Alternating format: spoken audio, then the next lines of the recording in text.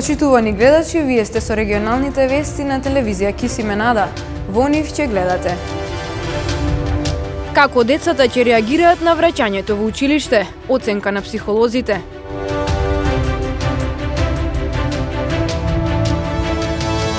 Доутрово 20.000 граѓани изразиле желба да се вакцинираат. Утрово помалку проблеми на сајтот на вакцинација.мк.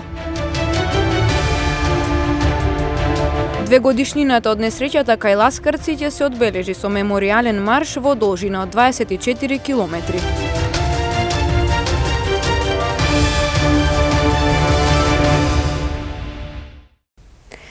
Како децата ќе реагираат на враќањето во училиште? Дали ќе им биде тешко после толку време учење пред електронски уред да се најдат во училишна средина? Еве каква е оценката на психолозите по овие прашања. Ова учебна година е многу поразлична од другите поради онлайн наставата, која важи за најголемиот дел од учениците. Поминаа повеќе од 4 месеци и децата веќе се привикнаа предавањата и часовите да ги следат на лаптопи и телефони. Засега промени во начинот на одвивање на наставата не се најавуваат. Извесно е дека учењето на далечина продолжува. Текот на пандемијата е тешко да се предвиди, но со оглед дека ќе се спроведува имунизација, се претпоставува дека од септември учениците ќе се враќаат во клупите. Какви ќе бидат нивните реакции и дали ќе им биде тешко после толку време учење пред електронски уред да се најдат во училишната средина? Психологот Билен Карахасан од Центарот за социјална работа во Гостивар оценува дека децата со нетрпение очекуваат повторно да одат на настава во училиштата, оти ги доживуваат како природна атмосфера за учење. Јас лично мислам дека тоа нема да биде многу тешко, бидејќи е поприродно да се оди во школу, тоа е нешто во људска природа него да се седи дома нон-стоп за компјутер, тоа не е природно, не е природно ни за организмот. И мислим дека за кратко време децата и самите сакаат да се вратат во школа, дека се заситени од, бидејќи таа материја, значи таа онлайн настава, компјутери, екрани, тие сите не се природни медиуми и човек се заситува од тоа. Значи, после едно време чувствува притисок од тоа. Така дека мислам дека многу деца едва и чекаат да почнат школите, нормално да одат, да се шетаат до школото. Тоа е нешто што е природно и што правевме со илјадници години. Ова онлайн и овие работи, тоа постои последни 10 години, така дека не мислам дека ќе има проблем со тоа. Оваа учебна година настава со физичко присуство има само за децата од прво до трето оделение и во некои училишта во селата, кои добија дозвола од Министерството за образование. И за учениците кои одат во училиште секојдневието е променето, со оглед дека мора да се држат до строги протоколи. Поделени се во помали групи, носат маски, почесто ги мијат и дезинфицираат рацете, треба да држат растојание и слично. Онлайн пријавувањето за вакцинација. До утринава 20.000 граѓани изразиле желба да се вакцинираат. Сите заинтересирани граѓани може да се регистрираат во системот, а приоритет во процесот на вакцинација ќе имаат здравствените работници и граѓаните со хронични болести. Над 20.000 граѓани до утринава пројавиле интерес за вакцинација, а пријавувањето за вакцинацијата започна вчера преку сајтот вакцинација.мк, но голем број лица пријавија и проблеми и неможност за пристап до самата веб страница. Од утрово страницата е подостапна. За регистрација во системот потребно е да се пополни апликацијата. Истата мора да ги содржи следните податоци: име, презиме, матичен број, телефонски број за контакт, имейл адреса. Граѓаните заинтересирани за вакцинација исто така одбираат пункт за вакцинирање во зависност од местото на живење. На сајтот може да се пријави секој кој што е заинтересиран за имунизација против COVID-19, а системот сам ќе ги генерира приоритетните групи на граѓани. Предност во процесот на вакцинација ќе имаат здравствените работници и повозрасните граѓани со хронични болести. 8.000 вакцини од производителот Pfizer кои ни ги отстапи Србија се уште не се пристигнати во земјава, а кинеските вакцини, како што најави министерот за здравство Венко Филипче, се очекуваат да пристигнат кон средината на овој месец. Двегодишнината од стравотната автобуска несреќа кај селото Ласкарци ќе се одбележи со меморијален марш во должина од 24 километри. Маршот го организираат повеќе спортски клубови под покровителство на општина Гостивар. Во сабота, 13 февруари, се навршуваат 2 години од трагичната автобуска несреќа близу Ласкарци, која го зави Гостивар во црно. Несреќата одзеде 16 човечки животи, а над 30 лица беа повредени. Во спомен на жртвите, на датумот на страотниот настан ќе се организира меморијален марш. Настанот го организираат повеќе спортски клубови под покровителство на Гостиварската локална самоуправа. Тргнувањето со организиран превоз е од предопштинската зграда во сабота во 10 часот. Маршот стартува од наплатната рампа Тетово, а ќе се заокружи на градскиот плоштад во Гостивар. Лани маршот се одвиваше од село Ласкарце до центарот на градот Гостивар, во растојание од над 50 километри. Оваа година го намаливме овој во еден пократок сегмент од 24 километри, кој ќе почне од наплатна рампа во Тетово до центарот на градот Гостивар, кај што ќе има уште една манифестација со ефекти на светла, кај што ќе може и да се достават и свечиња, да се положат свечиња. За учесниците ќе бидат обезбедени превоз, маици и маски со логото на маршот, средства за дезинфекција, вода, освежувачки пијалоци и храна, а ќе има придружба и од автомобили и професионални планинарски водичи. Со одбележување на овој ден да се солидаризираме со граѓаните на Гостивар и семејствата на жртвите и да ја замениме оваа болка со активност во која доаѓа до израз спортот, здравието, хуманоста и цивилизираноста, вели Мустафаи. Пораката е кон надлежните институции да превземат мерки, да вакви трагедии уште еднаш да не ни се случат, и исто така и до поединци, значи да бидат повнимателни и да ги почитуваат знаците на сообраќајните знаци. На 13 февруари 2019 година, автобусот на Дурмотурс кој тргнува кон Гостивар од Скопската автобуска станица во 16 часот и 15 минути со 51 патник, излета од коловозот, ги проби банкините, падна и се преврте на стариот дел од патот. Во несреќата животите ги загубија Дејан Ристоски, Раметула Абдураими, Валдете Хамити, Јовица Трпевски, Бесим Фетаи, Онур Садику, Есат Емрули, Ајдин Исмаили, Бејза Узеири, Зоран Давидовски, Бобан Аврамовски, Трпана Јаневска, Павле Костоски, Арсе Арсоски, Ферди Касо и Ерза Османи. Планинарите апелираат на поодговорно користење на кулата на Тито врв. Се оневозможува престојот во неа поради наноси на снег, а причина се несовесните граѓани кои ја оставаат вратата отворена. Планинарската кула на Тито врв веќе неколку години е засолниште за планинарите, особено во зимскиот период. Од планинарскиот клуб Аргентус Моунт од Тетово преку социјалните мрежи укажаа дека во неколку наврати била оставена отворена вратата на кулата, па поради тоа во внатрешноста е навлезена поголема количина снег, пошто вратата не може да се затвори. На овој начин се загрозува безбедноста на планинарите кои се искачуваат на Тито врв и сакаат да се засолнат во неа.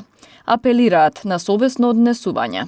Значи, ние од клубот Аргентус Маунт, кои сме задолжени од Планинарската федерација за одржување на планинарската кула и за нејзиното досегашно реконструирање, апелираме со последниот пост до секој планинар кој оди на Тито врв да ги почитува веќе писмените инструкции кои се дадени на кулата. Значи, имаме напишано инструкции тројазично и на вратата од кулата и во внатрешноста во кулата, со цел при излегувањето вратата да се затвори, затоа што таму на Тито врв дуваат ветрови, зимно време навлегува и снег, а штом навлезе снег, више таа не може да се затвори. За да биде полесен начинот на затварањето, ние минатата година направиме во консултација со бравари наједноставен начин за затварање на вратата со една дршка, повлекување и испресување со рајдер. Значи нема ни квака, ни клjuč и да биде наједноставно за да не може да заглавува. Во случајот сега што се има случено, значи се работи според нашите досегашни истражувања во периодот од 18 јануар до 7 февруар, значи некој, предпоставуваме, пошто е многу едноставен начинот за затварањето, да ја намерно има оставено вратата, поради кој е навлезено снег и сега више не може да се затвори се додека не се отиде да се очисти. Кулата беше запуштена до 2016 година, така што со заедничка помош и солидарност на планинари од земјата и странство, како и со донации. Планинарскиот клуб Аргентус Маунт ја реновираше, односно беа поставени прозори и врати, беа санирани сите рушевини, за да биде планинарско засолниште, во кое било доба од денот и во кое било време од годината.